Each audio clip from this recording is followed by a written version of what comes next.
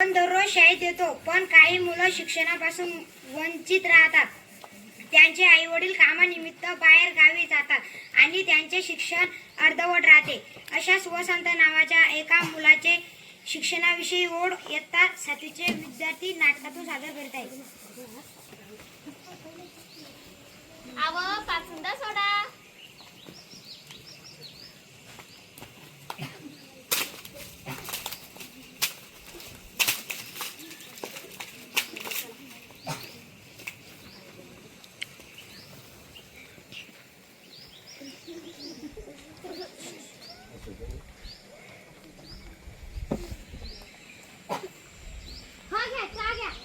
शंकर, अरे शंकर, मामूने चिठ्ठी पाठवली. थाट जायचंय, निघायला पाहिजे.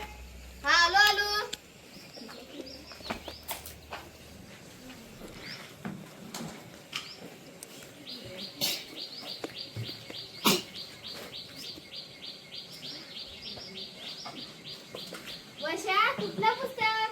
कुठलं पुस्तक?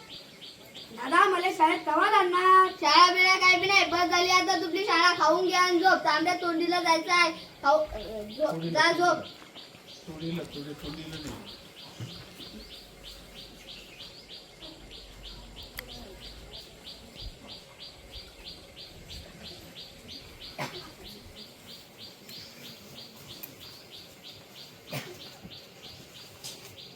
आई, मला रस्त्यावर कागद का वाचला, त्यावर काय लिहिले बघ.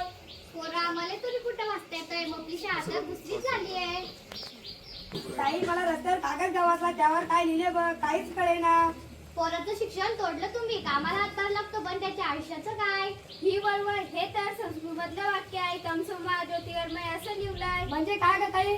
तमसोमा ज्योतिर्गमय म्हणजे अंधाराकडून उजेडाकडं. म्हणजे का ताई? आता तुला कसं सांगू? हे बघ वर्षा, तुला संस्कृतमधलं वाक्य वाचता आलं नाही म्हणजे तर काय अंधाराकडून पुढल्या वर्गात जाऊन शिकलास तर काय होईल? तर वाचता येईल म्हणजे उजेड, म्हणजे अंधाराकडून प्रकाशाकडं. अगं, पण दादानेच माझं शिक्षण तोडलं, तर मला तर कसं वाचता येईल? ताई, काही पण झालं तर मी शिकणारच.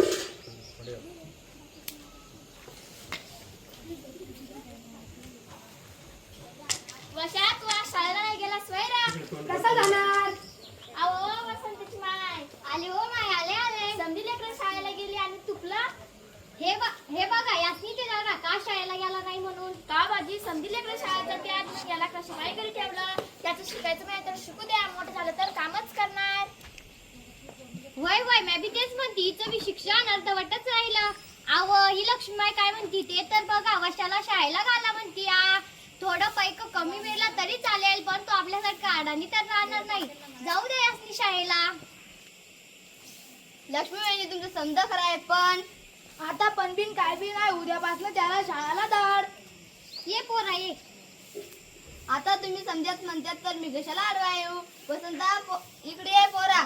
आता उद्यापासून शाळेत जाय बरं का तू. हे बघ, आपण तुझ्यासाठी पुढल्या बाजारी तुझ्यासाठी पेन आणू. आता मी शाळेला येणार.